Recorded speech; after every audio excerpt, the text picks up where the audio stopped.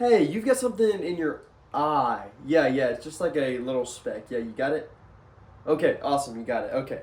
Well, it appears that I have a log in my own eye, and that's what we're going to be talking about today in Matthew 7. So just jump right in. I hope you enjoyed my dad joke. I hope you enjoyed Matthew 7. We're finishing up the Sermon on the Mount today, and what we talk about today, if you've read Jesus, he's going and speaking to the people, and he's saying, don't address the speck in one man's eye when you have a log in your own eye. He says, don't be so ready to point out someone's sin if you haven't assessed your own sin. And in verse 1 it says, judge not that you be judged. And we hear this often.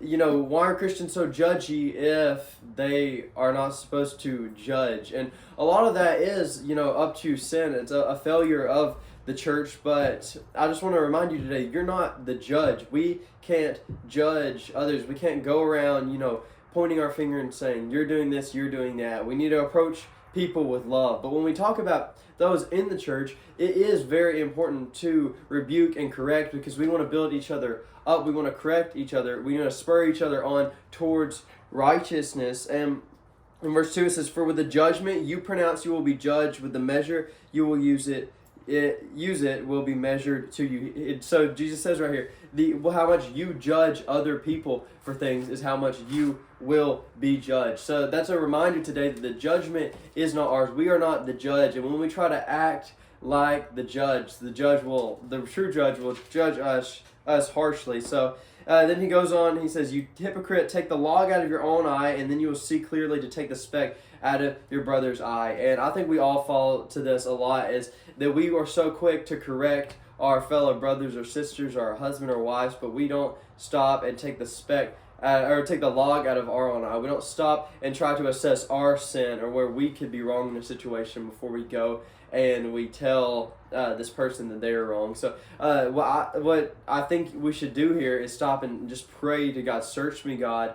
Try me. See if there's any wicked way in me. Show me the log in my own eye, and then lead me towards righteousness so I can lovingly correct my brother or sister. And then Jesus goes on in verse 7, he says, ask and it will be given to you, seek and you will find, knock and it will be open. For everyone who asks receives, and the one who seeks finds, and to the one who knocks it will be open. And in the actual Greek, it's in present tense there. So what that means is keep on seeking, keep on asking, keep on knocking. See, if we just knock once, it just sounds like this.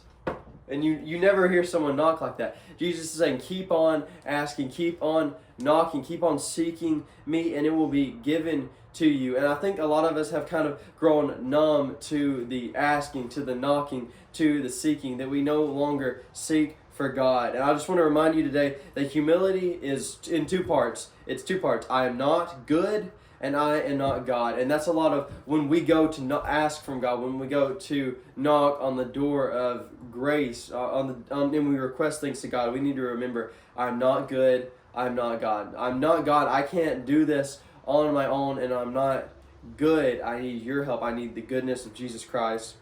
And then in verse 9, I love this. It says, which one of you, if his son asks for him for bread, will give him a stone? Or if he asks for a fish, you will give him a serpent. So it's like if I'm a father and my son asks me for a fish and I give him a water moccasin, I'm like, just go ahead and chew on that. That should last you a while. Just don't, bite the part with fangs on it. But it says, if you then, who are evil, know how to give good gifts to your children, how much more will your Father who is in heaven give good things to those who ask him? And this shows the heart of the Father. Our Father in heaven, he wants to give us good gifts. He has a heart towards us. He has a heart for you and me. So just keep on asking. Keep on searching. Keep on seeking God. And then in verse 12 it says, whatever you wish, it's the golden rule. It's do unto others as you would have them do unto you. And then he talks about the narrow gate. He says it basically means that more will be lost than will be saved, and it's a hard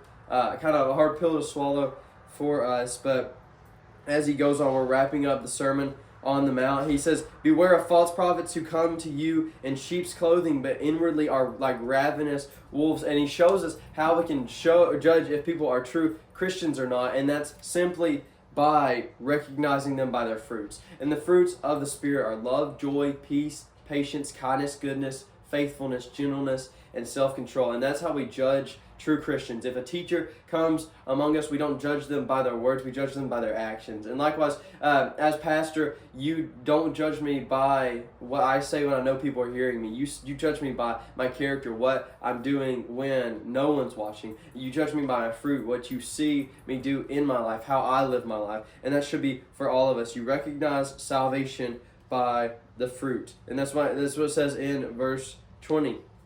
And then in verse 21, it says, not everyone who says to me, Lord, Lord, will enter the kingdom of heaven, but the one who does the will of my Father who is in heaven. And then it's saying that whoever loves Christ, whoever truly loves him, will keep his commandments. Whoever truly has faith will keep his commandments. And then he ends with this. He says, everyone then who hears these words of mine and does them will be like a wise man who built his house on a rock. And the rains fell, the floods came, the winds beat on the house and did not fall because it had been founded on the rock. And everyone who hears these words of mine and does not do them is like a foolish man who built his house on the sand. And we know what happens to the house that's built on the sand. And this is a scenario with someone who hears the word of God and he follows it. They put it at the forefront of their life. They do everything according to the will of God, versus a person who hears it and does not see God, does not choose to